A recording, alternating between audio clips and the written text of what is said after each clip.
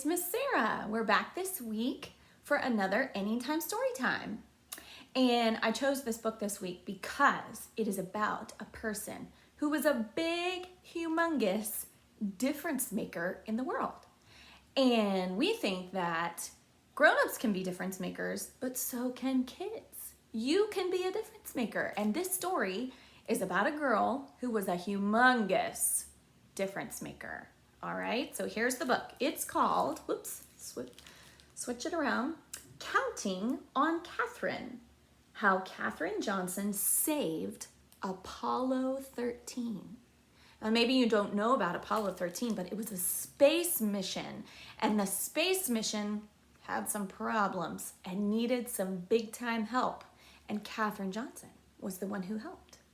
Okay, so it's Counting on Katherine. Let's get started. There's Katherine.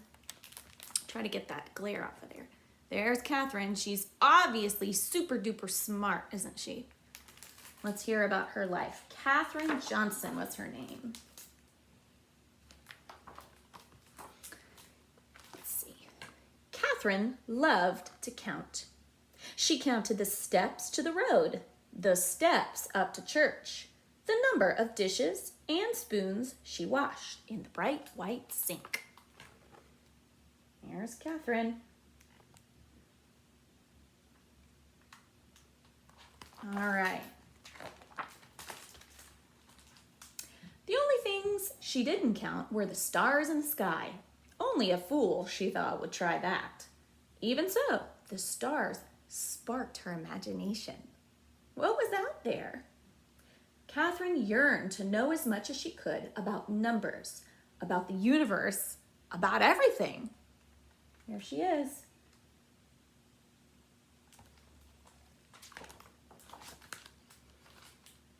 Katherine's boundless curiosity turned her into a star student. She was so bright, she skipped 3 whole grades. Whoa, that's a lot of grades to skip. She catapulted right past her brother. He wasn't too happy about that.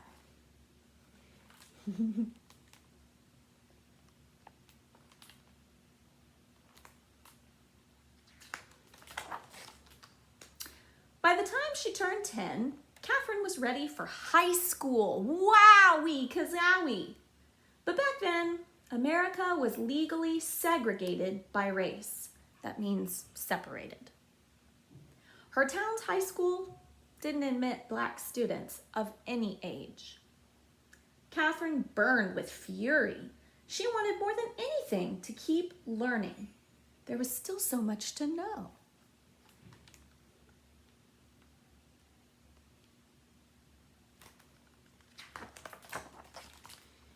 Count on me, Katherine's father told her. By working night and day, he earned enough money to move the family to a town with a black high school. So they moved from White Sulphur Springs, West Virginia, and they traveled all the way to Institute, West Virginia. You see that?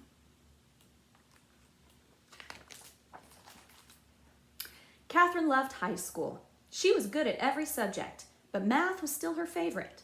She dreamed of becoming a research mathematician, making discoveries about the number patterns that are the foundations of our universe.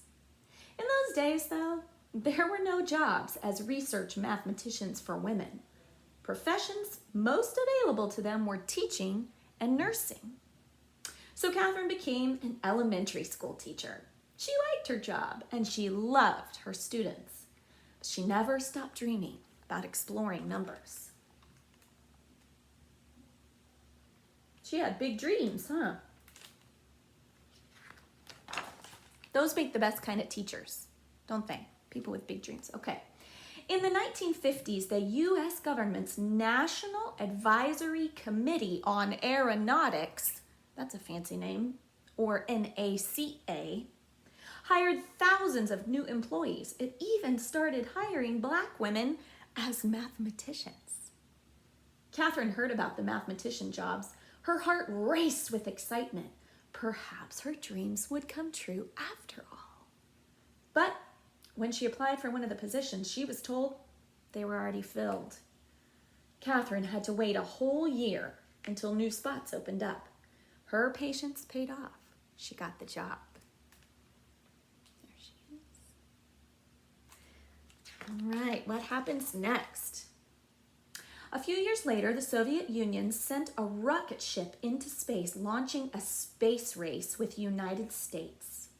NACA was rolled into a new space agency, the National Aeronautics and Space Administration. You've probably heard of that. It's called NASA. Yeah, NASA. Katherine now found herself at the heart of America's space program. She worked as a computer. They used people as computers.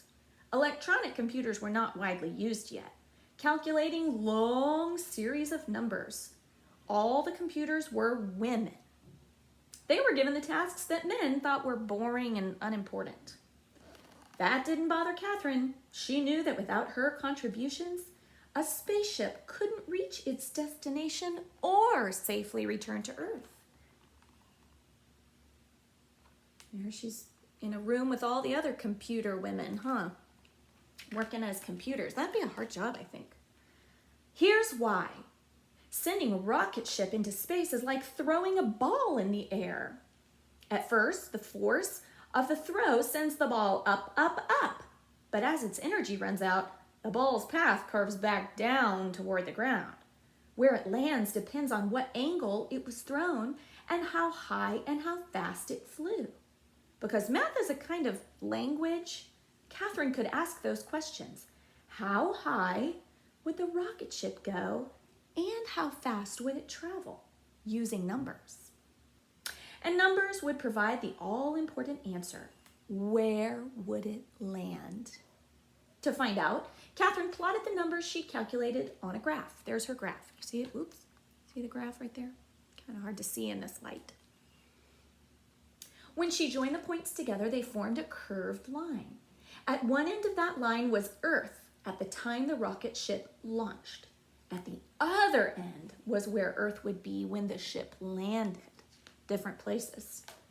Let's find out what happens. Katherine's reputation for accuracy and strong leadership skills. She was known for asking plenty of questions. Got her promoted to Project Mercury, a new program designed to send the first American astronauts into space. Whoa! Mercury's missions were going to be dangerous, so dangerous that even the project's star astronaut, John Glenn, refused to fly unless Katherine okayed the numbers. See, I told you she was a difference maker. She was a big deal, this Katherine. You can count on me, she said. Glenn's spacecraft, Friendship 7, orbited Earth 3 times and returned home safely. Glenn became a national hero.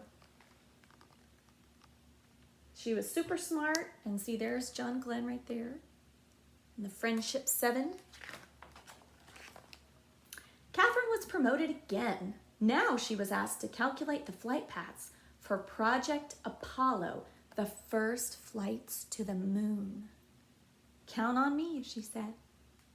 On July 20th, 1969, the Apollo 11 astronauts walked on the moon. Their feat was celebrated around the world. More triumphs followed. Apollo 12 rocketed to the moon in November 1969. So she just kept doing cooler things and cooler things and cooler things. And then, oh my, you see this picture? This will give you a hint about Apollo 13. Apollo 13 launched on April 11th, 1970, but on the 3rd day of Apollo 13's flight, the worst thing happened. An explosion in space. Could the crippled spaceship make it to the moon? And if it didn't, would it be able to get back home to Earth? The 3 astronauts on board were in grave peril. There they are right there, you see them? They're very worried. Commander Jim Lovell told Mission Control, Houston, we have a problem. Back on Earth, Katherine Johnson got a phone call. Her flight path calculations would have to be done all over again. and perfectly. It would be the toughest challenge of her life. Katherine told Mission Control, "You can count on me." She rolled up her sleeves, took a deep breath, and began doing the math. She worked hard and fast. A few hours later, Katherine's calculations were finished. The flight path to return home would take the ship around the far side of the moon. From there, the moon's gravity would act like a slingshot to zing the ship back to Earth. To get home, the crew of Apollo 13 would have to follow Katherine's course exactly by burning off fuel at precise intervals. If the astronauts made a mistake, their ship would drift through space forever. Not good. That's a good part. Katherine waited anxiously to hear the astronauts' report. Finally, it crackled over the loudspeakers. "We've got it!" Apollo 13 was back on track. There she is. Yay for Katherine! Everybody's so happy and excited. Probably, especially the 3 astronauts, don't you think? They were probably the happiest ones of all. Katherine Johnson had done it. She'd brought Apollo 13 home. She was no longer the kid who dreamed of what lay beyond the stars. She was now a star herself.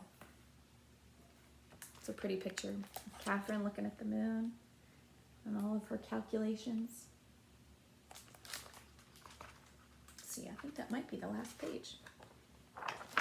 And then there's a little spot at the end where it tells all about the real life stuff. And there she is. She got a special award for how amazing and smart she was. You see her wearing that medal? So, I like that story a lot, and I hope you did too, because we believe that God made you super good, and God made you super special, and God made you with a heart to love anybody and everybody, and God made you to be a difference maker. So maybe you like math, like Katherine. Or maybe you like cooking, or maybe you like sports, or maybe you like computers. That'd be cool too. But God is going to use you to be a difference maker in the world. You got to be strong and courageous, just like Katherine. Thanks for coming to Anytime Storytime. I hope you have an awesome week and get some sunshine in the middle of all of our rain. I'll talk to you later. Bye, guys.